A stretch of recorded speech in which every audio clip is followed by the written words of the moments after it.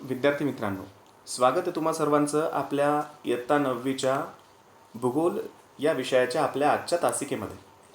आज आपण आपला जो 9वा पाठ आहे व्यापार, त्या पाठाची सांगोपांग माहिती बघू. आपण पाठाला सुरुवात करूया. प्रत्यक्ष पाठाला सुरुवात करायच्या आधी थोडीशी वेगळी माहिती आपण घेऊ की व्यापार म्हणजे काय. बघा, आपल्याला काही मुद्दे दिलेले आहेत तिथे. घरातील दैनंदिन गरजेच्या वस्तूंची यादी करा, असा एक छोटासा उपक्रम आपल्याला इथे दिलेला आहे की घरामध्ये सकाळी उठल्यापासून तर रात्री झोपेपर्यंत आपल्याला ज्या दैनंदिन गरजेच्या वस्तू लागतात त्यांची आपल्याला यादी करायची आहे. मग आपण जर यादी करायची म्हटली तर त्या वस्तू कोणकोणत्या असतील, तर सकाळी उठल्याबरोबर आपण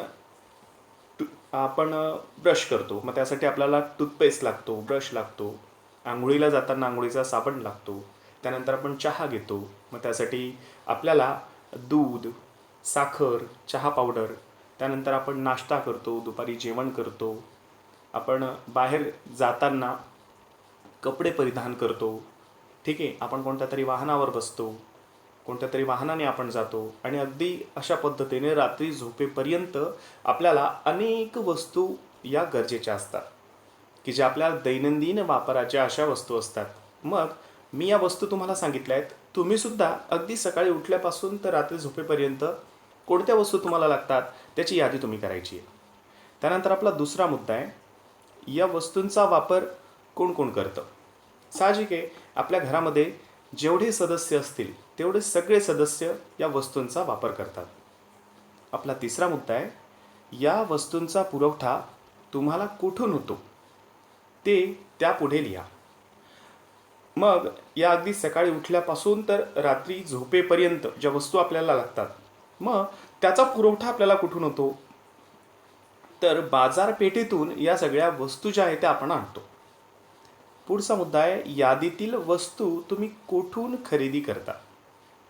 पहिला जो प्रश्न आहे की दैनंदिन गरजेच्या वस्तूंची यादी करा, ती जी यादी तुम्ही केलेली असेल त्या यादीतल्या वस्तू ज्या आहेत त्या तुम्ही कुठून खरेदी करतात. फॉर एक्झाम्पल, आपण दूध जे आपल्याला रोज सकाळी लागतं, ठीक आहे, ते दूध आपल्याला कुठून मिळतं, तर साहजिकच आपण दुधाचा पुरवठा करणारं एखादं दुकान जे असेल त्या दुकानात जाऊन आपण दूध खरेदी करतो. अशा पद्धतीने साखर तुम्हाला कुठून मिळते, तर ती किराणा दुकानातून तुम्हाला मिळते. अशा पद्धतीने कोणत्या वस्तू कुठून आपण घेतोय त्याचं उत्तर आपल्याला इथं द्यायचं आहे. पुढचा मुद्दा आहे, खरेदी विक्रीच्या क्रियेला तुम्ही काय म्हणाल. मग ही जी खरेदी विक्रीची क्रिया होते, या खरेदी विक्रीच्या क्रियेला आपण काय म्हणू, तर आपण व्यापार असं म्हणतो की जे आपल्या पाठाचं नाव आहे. पुढचा मुद्दा आहे, वस्तूंची विक्री करणारा दुकानदार वस्तूंच्या बदल्यात काय घेतो. समजा आपण दुकानात जाऊन पेन विकत घेतला, तर आपण पेन विकत घेतल्यानंतर त्याच्या मोबदल्यामध्ये दुकानदाराला आपण काय देतो, तर साहजिकच आपण त्यांना चलन देतो. पैसे, रुपया, हे चलन आपण त्याला देतो. पुढचा मुद्दा आहे आपला,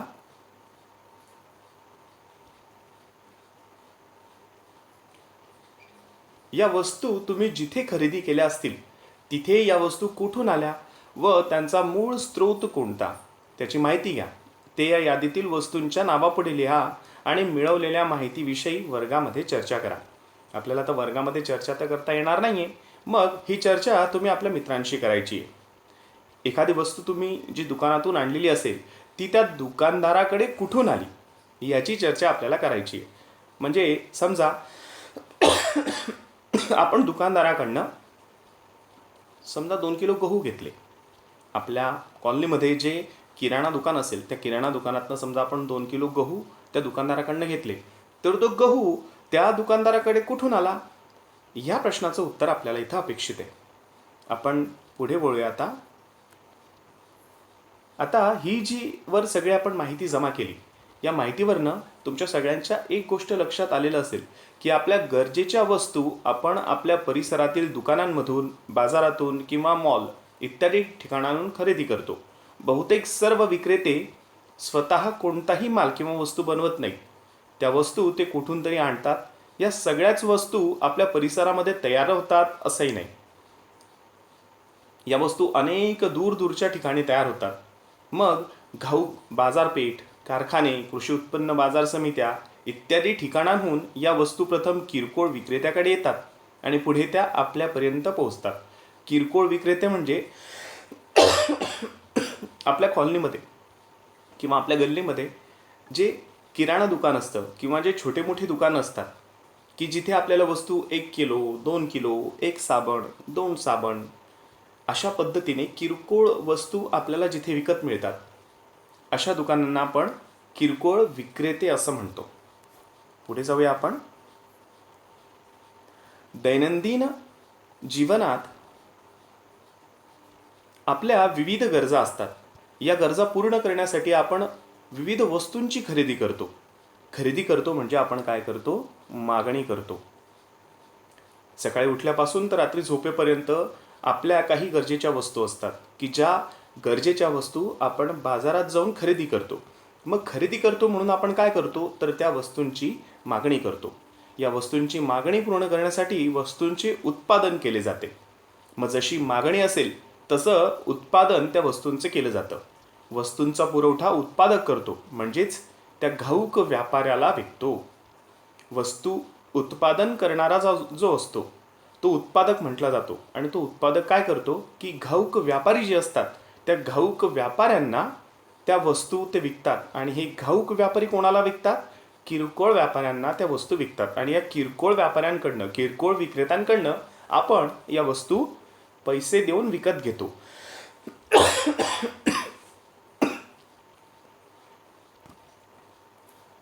अशा प्रकारे एकमेकांच्या गरजा पूर्ण करण्यासाठी वस्तूंची खरेदी आणि विक्री केली जाते. आपण वस्तूंची खरेदी करणारे ग्राहक असतो. तसेच वस्तूंचे उत्पादन करणारे उत्पादक किंवा विक्री करणारे विक्रेते असतात. ग्राहक व विक्रेते वस्तूंची खरेदी विक्री किंवा देवाणघेवाण करतात. यालाच व्यापार असं म्हणतात.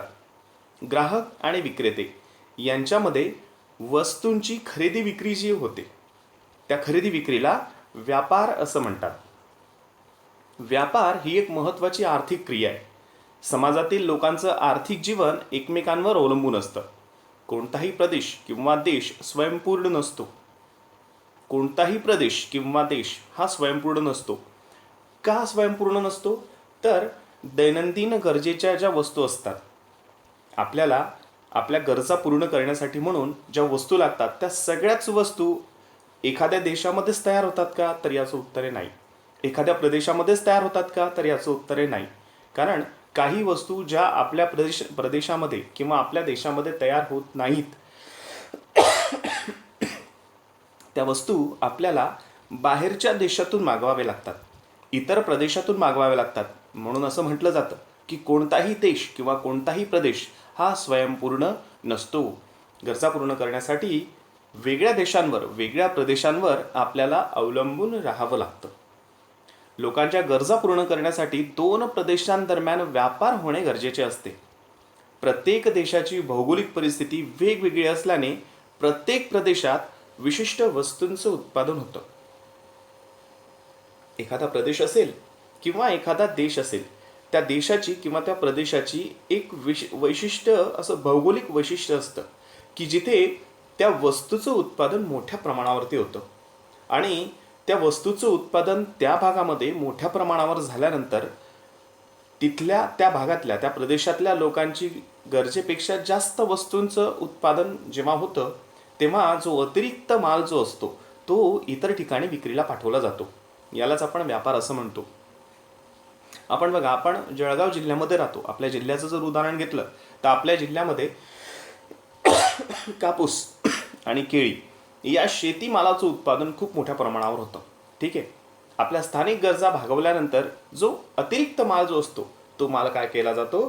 तो इतर ठिकाणी विक्रीसाठी म्हणून नेला जातो. याला आपण व्यापार असं म्हणतो. व्यापार संतुलन असं आपण याला म्हणतो. ज्या ठिकाणी एखाद्या वस्तूची कमतरता असते तेथे त्या वस्तूला मागणी असते. ज्या ठिकाणी वस्तूचे उत्पादन अतिरिक्त होते तेथून त्या वस्तूचा पुरवठा होतो. अशा प्रकारे अतिरिक्त उत्पादन असणाऱ्या प्रदेशाकडून तुटवडा असलेल्या प्रदेशाकडे वस्तूची मागणीनुसार पुरवठा होत असतो. उदाहरणार्थ जम्मू काश्मीरमध्ये होणारे सफरचंदाचे उत्पादन भारतातील इतर राज्यात मागणी असलेल्या ठिकाणी पाठवले जाते. एखाद्या भागामध्ये किंवा एखाद्या प्रदेशामध्ये वस्तूचं उत्पादन जर जास्त होत असेल तर ती वस्तू ज्या भागामध्ये उत्पादन होत नाही अशा ठिकाणी पाठवली जाते. जसं इथे जम्मू काश्मीरचं उदाहरण दिलेलं आहे की जिथे सफरचंदाचं उत्पादन मोठ्या प्रमाणात होतं आणि ते सफरचंद मग भारतातल्या इतर राज्यांमध्ये पाठवलं जातं. तसं आपण आपल्या जिल्ह्याचं उदाहरण देऊ शकतो की आपल्याकडे केळीचं उत्पादन जास्त होतं. जळगाव जिल्ह्यामध्ये केळीचं उत्पादन जास्त होतं, म्हणून मग जळगाव जिल्ह्यातली केळी देशभरामध्ये इतर पाठवली जाते, किंबहुना देशाच्या बाहेर सुद्धा पाठवली जाते, निर्यात सुद्धा केली जाते. आपण जर नागपूरचं उदाहरण घेतलं तर नागपूरकडच्या भागामध्ये संत्रीचं उत्पादन मोठ्या प्रमाणात होतं, म्हणून मग संत्री आपल्याकडे देशभरामध्ये नागपूरची संत्री जी आहे ती विकली जाते. नाशिकचं आपण जर उदाहरण घेतलं तर नाशिकमध्ये द्राक्षाचं उत्पादन मोठ्या प्रमाणात होतं आणि मग तो उत्पादित द्राक्ष जो आहे तो देशभरामध्ये सगळीकडे विकला जातो.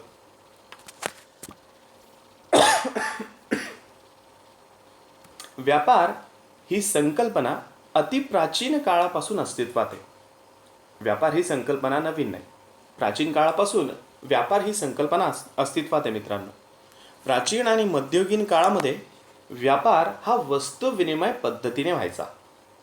वस्तूंची देवाणघेवाण व्हायची. आता जसं एखादी वस्तू जर आपल्याला घ्यायची असेल तर त्याचा मोबदला म्हणून आपल्याला पैसा द्यावा लागतो, चलन रुपया आपल्याला द्यावं लागतं. पूर्वी हे चलन अस्तित्वात होतं नाही असं नाही, पण मग चलनाचा वापर व्यापारासाठी म्हणून फार मर्यादित प्रमाणात होत होता.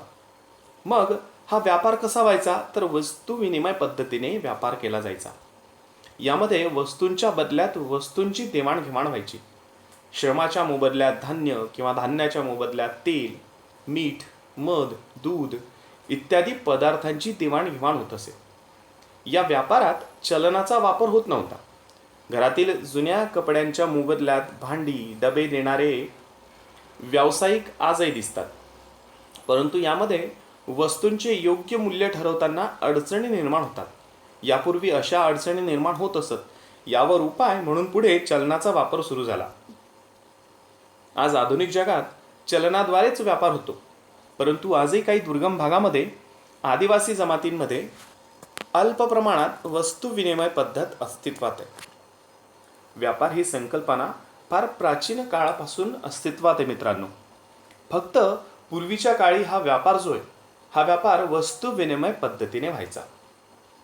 म्हणून पूर्वीच्या काळी असं म्हटलं जायचं की भारतामध्ये जे खेडे होते ते स्वयंपूर्ण होते असं म्हटलं जायचं. असं का म्हटलं जायचं?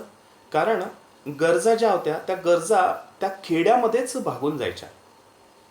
एखाद्याच्या घरी समजा शेतामध्ये जर धान्याचं उत्पादन जास्त झालेलं असेल तर त्या धान्याच्या मोबदल्यात तो त्याला हव्या असलेल्या गोष्टी घ्यायच्या. एखाद्याकडे जर दुधाचं उत्पादन होत असेल, एखाद्याकडे गाई म्हशी असतील तर तो त्या दुधाच्या बदल्यामध्ये त्याला हव्या असलेल्या गोष्टी घ्यायचा. जो कुंभार असेल तो मडक्यांच्या बदल्यामध्ये त्याला हवी असलेली वस्तू घ्यायचा. ज्याच्याकडे काहीही नसेल तो श्रमाच्या मोबदल्यामध्ये ते धान्य घ्यायचा. म्हणजे वस्तूच्या मोबदल्यामध्ये आपल्याला हवी असलेली वस्तू लोक पूर्वी घ्यायचे. याला वस्तू विनिमय पद्धत असं म्हणतात. पण या वस्तू विनिमय पद्धतीला काही मर्यादा होत्या. कारण कोणती वस्तू किती प्रमाणात द्यायची आणि समोरच्याकडनं ती वस्तू किती प्रमाणात घ्यायची हे प्रमाण त्याच्याने निश्चित होत नव्हतं. आणि म्हणूनच पुढे मग चलनाचा वापर सुरू झाला. जेव्हा मूल्य ठरवताना अडचणी यायला लागल्या आणि म्हणून मग चलनाचा वापर सुरू झाला. आणि आता संपूर्ण जगभरामध्ये व्यापारासाठी चलनाचा वापर होतो. पण आजही आपण काही दुर्गम भागामध्ये आदिवासी जमातींमध्ये जर बघितलं तर थोड्याफार अत्यल्प प्रमाणामध्ये वस्तू विनिमय पद्धत अस्तित्वात आहे असंही आपल्याला दिसतं. अगदी आपल्याला सुद्धा मी विद्यार्थी मित्रांनो आपल्या घरामध्ये सुद्धा कधी कधी वस्तू विनिमय पद्धत वापरात आलेली आहे असं दिसून येईल. एक छोटंसं उदाहरण मी तुम्हाला सांगतो. ते उदाहरण तुम्हाला माहिती असेल. कॉलनीमध्ये किंवा आपल्या गल्लीमध्ये असे काही लोक येतात, अशा काही स्त्रिया येतात, असे काही व्यापारी येतात की जे आपल्या घरातले जुने कपडे घेतात. शर्ट, पॅन्ट, साड्या असे जे जुने वापरलेले कपडे असतात ते वापरलेले कपडे घेतात आणि त्याच्या बदल्यामध्ये प्लास्टिकचे किंवा स्टीलचे भांडे आपल्याला देतात. हा जो व्यवहार आहे हा व्यवहार आजही होतो आणि या व्यवहारालाच, या व्यापारालाच वस्तू विनिमय पद्धत असं म्हणतात. म्हणून ही जी वस्तू विनिमय पद्धत अगदी पूर्णपणे निकालात निघालेली आहे असं पण नाही मित्रांनो. अजूनही आपल्याला त्याची काही उदाहरणं कुठे कुठे पाहायला मिळतात. व्यापारामध्ये वस्तूची खरेदी विक्री होते हे आपण पाहिलं, पण वस्तूंची देवाणघेवाण न होता सुद्धा व्यापार होतो हे आपल्याला बघायचं आहे. इथे आपल्याला थोडक्यात व्यापाराचे जे 2 प्रकार आहेत, दृश्य व्यापार आणि अदृश्य व्यापार, याची थोडक्यात माहिती घ्यायची. खूप सोपा भाग आहे. आपण आधी जे काही उदाहरणं दिलेली ते उदाहरणं बघू. आधी जे मुद्दे आपल्याला दिलेले आहेत ना, त्या मुद्द्यांची चर्चा आपण करू. पहिला मुद्दा दिलेला आहे की भाजीवाल्याला पैसे देऊन त्या बदल्यात आपल्याला भाजी मिळते. समजा दारापुढे जर एखादा भाजीपाला आलेला असेल तर आपण त्याला पैसे देतो आणि त्याच्या बदल्यात आपल्याला काय मिळतं? भाजी मिळते, की जी भाजी आपण डोळ्यांनी पाहू पण शकतो आणि त्या भाजीला आपण स्पर्श करू शकतो. ठीक आहे. पुढचा मुद्दा आहे पुस्तकाची किंमत देऊन त्या बदल्यात आपल्याला पुस्तक मिळतं. समजा आपण दुकानात गेलो पुस्तकांच्या आणि त्या पुस्तकांच्या दुकानात गेल्यावर आपण त्या दुकानदाराला पैसे देतो आणि त्याच्या बदल्यात आपण ते पुस्तक घेतो. जे पुस्तक आपल्याला डोळ्यांना दिसतं सुद्धा आणि आपल्याला त्याला स्पर्शही करता येतो. आपण ते घरी आणतो. पण पुढचा मुद्दा बघा. पुढच्या मुद्द्यात थोडासा फरक आहे. वाहनातून प्रवास केल्याबद्दल शुल्क द्यावे लागते. त्या बदल्यात आपल्याला काय मिळतं? समजा आपण समजा भुसावळमध्ये राहतो. आपल्याला भुसावळून समजा जळगावला जायचं आहे. आपण बसने प्रवास करतोय. त्या बसमध्ये बसल्यानंतर आपल्याला कंडक्टरला काय द्यावे लागतात? पैसे द्यावे लागतात. मग त्याच्या बदल्यात आपल्याला वस्तू मिळते का? नाही मिळत. तर आपल्याला त्याच्या बदल्यात सेवा मिळते. आपल्याला त्या बसमध्ये बसून जळगावपर्यंत प्रवास करता येतो. त्या प्रवास करण्यासाठी म्हणून आपण ते पैसे देतो. असेच काही पुढचे उदाहरणं दिलेले आहेत. ते उदाहरण आपण बघू. म्हणजे दृश्य व्यापार आणि अदृश्य व्यापार या 2 संकल्पना आपल्या क्लिअर होतील. पुढचा मुद्दा आहे डॉक्टर, वकील यांच्याकडून मिळालेल्या सल्ल्याबद्दल मोबदला द्यावा लागतो. मग त्या बदल्यात कोणती वस्तू मिळते? समजा आपल्याला बरं वाटत नसेल, आपण डॉक्टरांकडे जातो. डॉक्टरांना आपण पैसे देतो, फी म्हणून आपण पैसे देतो. मग डॉक्टर आपल्याला वस्तू थोडी देतात त्याच्या बदल्यात. डॉक्टर आपल्याला काय करतात तर आपल्यावरती ते उपचार करतात, आपल्याला बरं करतात, आपल्याला ते सेवा देतात. तुम्ही सिनेमाला जाता तेव्हा सिनेमागृहामध्ये जाण्यासाठी तिकिटाचे शुल्क देऊन तिकीट घ्यावे लागते का? ते का? समजा सिनेमा बघायला आपण जातो तेव्हा सिनेमागृहामध्ये आपल्याला प्रवेश करण्यासाठी म्हणून शुल्क द्यावे लागते आणि त्या शुल्काच्या बदल्यामध्ये, शुल्क म्हणजे पैसे, फी, त्या फीच्या बदल्यामध्ये आपल्याला तो सिनेमा बघण्याची परवानगी मिळते. आपल्याला वस्तू नाही मिळत. तर आपल्याला तिथे 3 तास बसून 2 तास बसून तो सिनेमा बघण्याची परवानगी मिळते. तुम्ही केश कर्तनालयात जाऊन केस कापून घेता व त्यासाठी तुम्ही मोबदला देता. तो का? समजा आपण हेअर कटिंग सलूनमध्ये जातो. केश कर्तनालय, हेअर कटिंग सलून. मग तिथे गेल्यानंतर आपण आपले केस कापून घेतो डोक्यावरचे आणि त्याच्या मोबदल्यामध्ये आपण पैसे देतो. ठीक आहे. आपल्याला वस्तू मिळत नाही त्याच्या बदल्यात. तर आपल्याला काय मिळतं? त्याच्या बदल्यात आपल्याला सेवा मिळते की आपले डोक्याचे केस जे आहेत ते आपल्याला कमी करून मिळतात. मग हे जे सगळे उदाहरणं आपण बघितले, या घटनांमध्ये, या उदाहरणांमध्ये आपल्याला एक गोष्ट दिसून आली की जेव्हा दृश्य वस्तूंची खरेदी विक्री होते तेव्हा त्याला दृश्य व्यापार म्हणतात. बघा, दृश्य वस्तूंची खरेदी विक्री म्हणजे जेव्हा आपण पैसे देऊन पुस्तक विकत घेतो, जेव्हा आपण पैसे देऊन साखर विकत घेतो, जेव्हा पैसे देऊन आपण भाजीपाला विकत घेतो, तेव्हा त्या व्यापाराला आपण दृश्य व्यापार असं म्हणतात.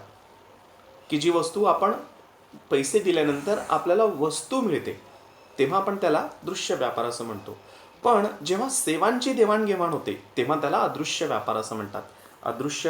हे जे उदाहरण दिलेलं विद्यार्थी मित्रांनो, हे दृश्य व्यापाराचं उदाहरण आहे की ज्यामध्ये एक स्त्री एका विक्रेत्याकडनं पैसे देऊन भाजीपाला विकत घेते. आणि त्यानंतर दुसऱ्या उदाहरणामध्ये आपण बघू की अदृश्य व्यापाराचं उदाहरण आपल्याला इथं दिसतंय की एक आजारी व्यक्ती डॉक्टरकडे जाऊन डॉक्टरकडनं सेवा घेतोय, पैसे देतोय तो, पण मग त्या बदल्यामध्ये त्याला वस्तू नाही मिळते.